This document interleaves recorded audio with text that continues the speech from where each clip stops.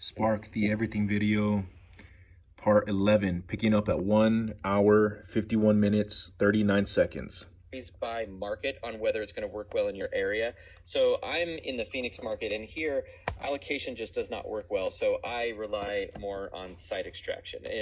But I know there's a lot of markets where the extraction method works great. So feel free to use that one. Oh, and by the way, I didn't even explain the way allocation works. Basically what it does is I'm going to click here to review properties.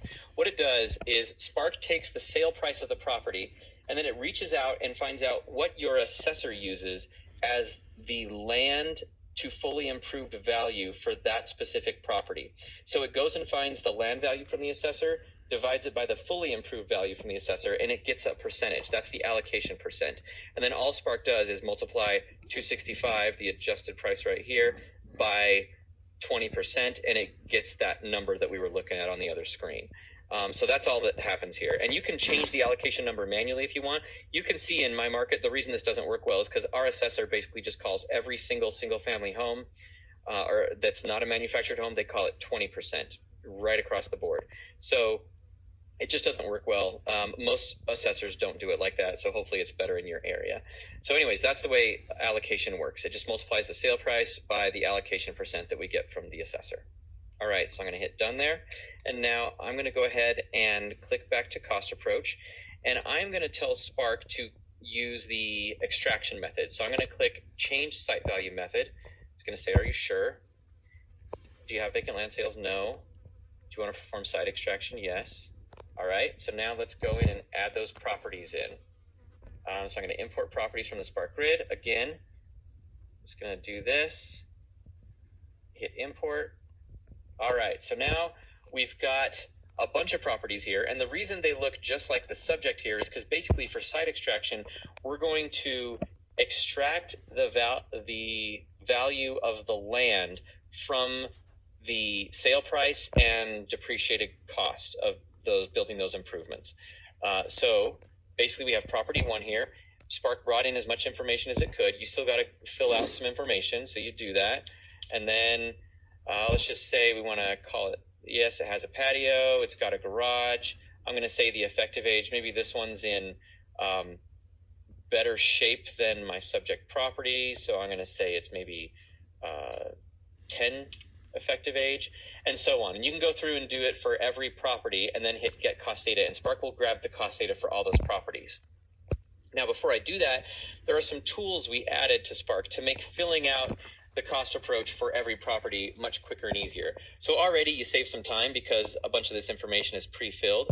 And then essentially what Spark did is it used the settings that I created to decide how big the garage is and what the quality is for these particular properties. So what I did is I told Spark to assume that for the comps, and by the way, this only applies to the comps. For the subject, you have to manually type in the numbers, but for the comps, we have settings to make it a little bit quicker and easier, because typically you're not going to go out and actually measure the garage or the patios or the pool for your comps especially when you're using the site extraction method.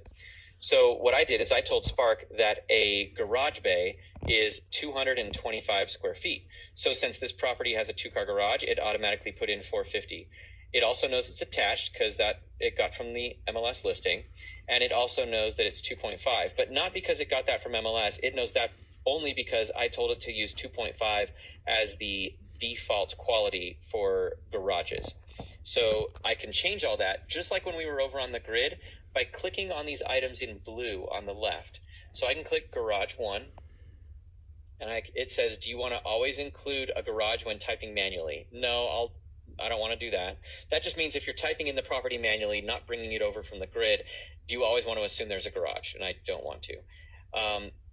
When Spark doesn't know whether the garage is attached, detached, or built in, do you want it to default to something, or do you want to just leave it blank and you do it yourself? So in my area, almost all garages are attached, so I leave it like that.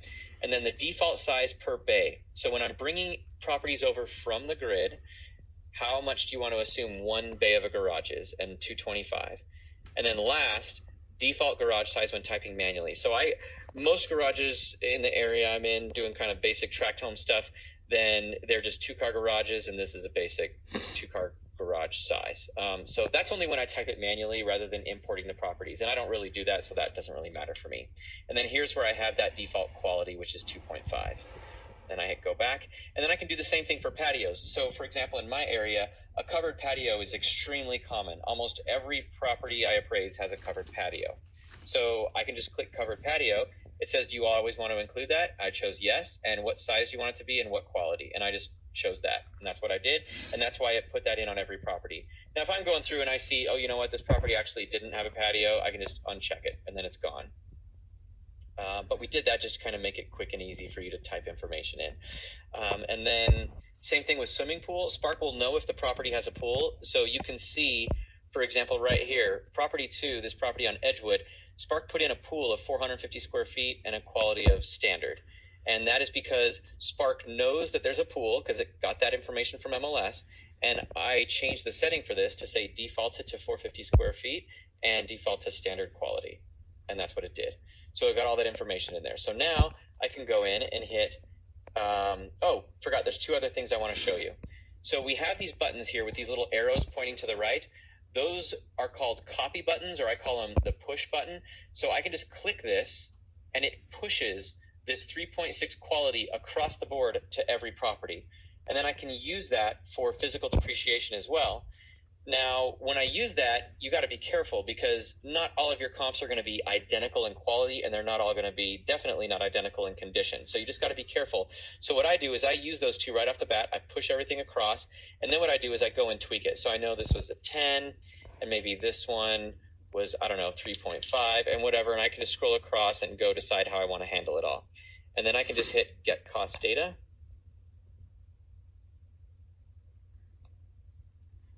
And Spark just grabbed all that information, the cost data for all 8 of those properties plus the subject. And now at the bottom on the subject, you have your total for your cost approach. The total depreciated cost plus your site value and as-is value of site improvements. Now for your properties though, for the extraction method, starting with property 1, the bottom number, and you can see as I hover over this little eyeball, it's the actual extracted site value. And you can see the math there. It took the adjusted sale price, $265, subtracted the depreciated cost, subtracted the as-is value of site improvements and any entrepreneurial incentive, and that's the number I'm left with. And so I can, now obviously I didn't do this super accurately. I didn't go in and look at the actual condition of each of these properties and go and modify it. So maybe, you know, this might be 10 or something. So you just got to go and tweak that a little bit. You got to make sure, otherwise you're going to get some wonky numbers if you don't go and tweak it a little bit. And maybe this property was a 4.0. And when you hit 4.0 and you change the quality, you have to re-grab the cost data. So you hit get cost data again. And Spark will go and update everything, and you can see it drop down a bit. And so that's actually one other good point when it comes to cost data. A lot of times with just talking about the subject property, appraisals will say, you know what, this number seems way off. Actually, I probably didn't use the quality rating correctly, or maybe the physical depreciation. You can go in and change that at any time. So I can just go in and change this to, you know, 3.8 and then hit get cost data again, and do that as much as you need to make sure you get the right information in there. All right, now we've got all that information. That's all great. We've got all these extracted site values, but now what? So now you can click on where it says site value. And now you remember from that other screen we were looking at when we did allocation, we have that allocation chart, but we also have the same chart using extraction. And so I can go in and, I want to maybe place more weight on comp 7 when it comes to extraction for some reason. So there it's 100,000, or maybe I just want to come down here 90,000. That seems more reasonable to me, so I'll call it that. And then for allocation, maybe I think what we had something around here before, like 62. So now what I've got basically is I've got my opinion of value from extraction, and I've got my opinion of value from allocation. And now in my area, I like to place a lot less weight on allocation. So I am going to place much more weight on extraction, and I'm going to say my final opinion of value, I'm going to change it from what I had before of 62,000. I'm going to change that to, let's say, 85. Now keep in mind, Spark will never tell you what your opinion of value should be. All it does is it does the math and presents you with the data, and then you got to go and decide. So I'm going to pick 85,000, go back to my cost approach, and if we scroll back to the subject, you can see the 85,000 right there, and it also updated our total cost. Okay, I think that covers everything we needed to get into on the cost data side of Spark. So now we can get into actually loading data. Okay, ending it at 2 hours, 1 minute, 46 seconds.